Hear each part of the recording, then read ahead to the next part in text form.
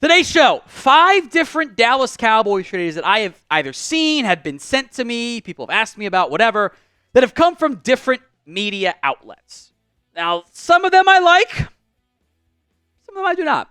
So will the Cowboys end up making any trades between now and the NFL trade deadline?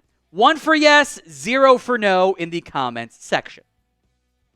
Now, for all of these, we'll mention where the trade idea came from. First up, probably the best idea from our buddies over at Bleacher Report.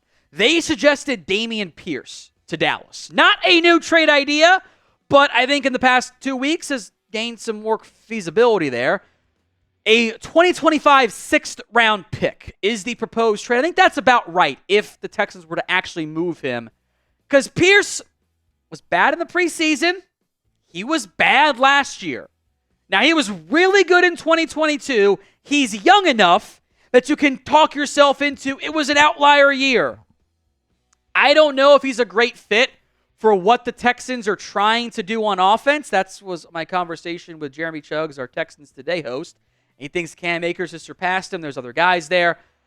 I do worry that 2022 was the outlier year, not 2023.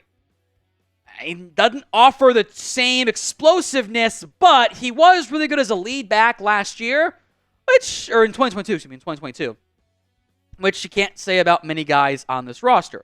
It is not a surprise for Dallas to be linked to all of the running backs.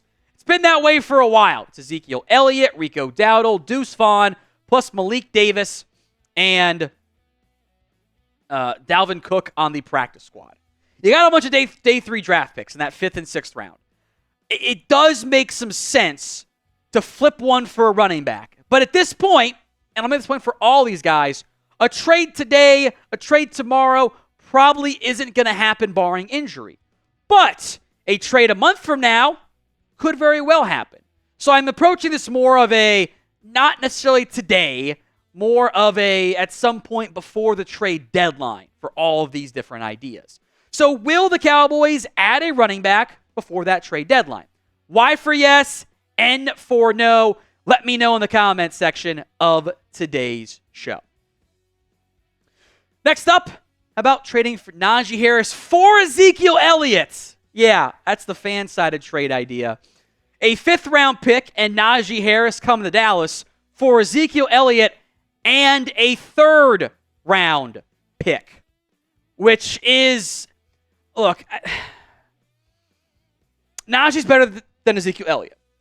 A 3rd-round pick and a 5th-round pick swap is probably closer to a 4th-round pick individually, but you're also giving up a 5th-round select or a top 100 selection when you need draft capital.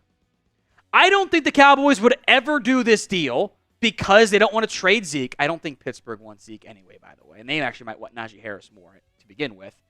And the 3rd-round pick is they just don't trade those outside of getting a premier wide receiver. That's the only time they trade that high of draft capital in those cases. And frankly, I would not do it either. I don't think a rental of Najee Harris is worthwhile giving up that 3rd-rounder. I know you get a 5th-round pick back. I'm going to need that 3rd. I'm going to need assets for this draft class. I'm going to. I am worried, if you're paying Dak, or if you're not paying Dak, you're going to need a quarterback, or you're going to need to build out the rest of your roster there. Like, all of those things are giant question marks. And Najee Harris is a good player, but he's kind of been a 4-yard per carry back. Now, that might be the offense in Pittsburgh. I think he can do more, but I'm not trading a 3rd for a 1-year rental of Najee Harris. Now, today's show is made possible by Game Time. Game Time has a new feature. It's called Game Time Picks. It makes getting tickets to see your favorite teams play live even easier. Game Time Picks filters out the fluff to show you only the incredible deals on great seats so you don't have to waste time searching through thousands of tickets. So download the Game Time app today, create your account, use code CHATSPORTS for $20 off your first purchase. Look, terms apply. They always do in life, right? But create your account, redeem code CHATSPORTS for $20 off your first purchase. They also have the Game Time guarantee. If you find tickets in the same section and row for less, Game Time will credit you 110% of the difference. Again, folks, use code CHATSPORTS ChatSports for $20 off your first purchase. Terms do apply. Create your account over at GameTime.co. Link and the promo code will be in the comment section and the description of today's show. Oh, Sports Illustrated. Oh, you're back again. Micah Parsons to the Browns. Because that makes sense midseason. Now, the Browns obviously get Micah Parsons. This was the Cowboys' return. It is a lengthy return list. It didn't fit on the trade details graphic. Elijah Moore. Okay. A first-round pick in 2025. A 2024 second-round pick. A 2025 second-round pick. And a 2025 fourth-round pick. Now, you're going, Tom, those years are weird, right? Those were the listed years in the article. Of course, that does not make sense. We are past the 2024 NFL Draft. So my question, is that a 2025 first-round pick, and they meant to do a 2026 second-round pick, or are we doing one draft asset this year and the other three a year from now?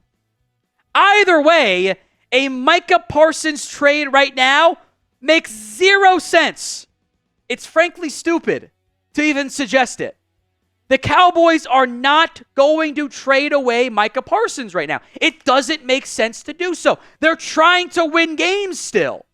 Trading Micah for a mystery box that makes those draft picks worse, by the way, doesn't fit.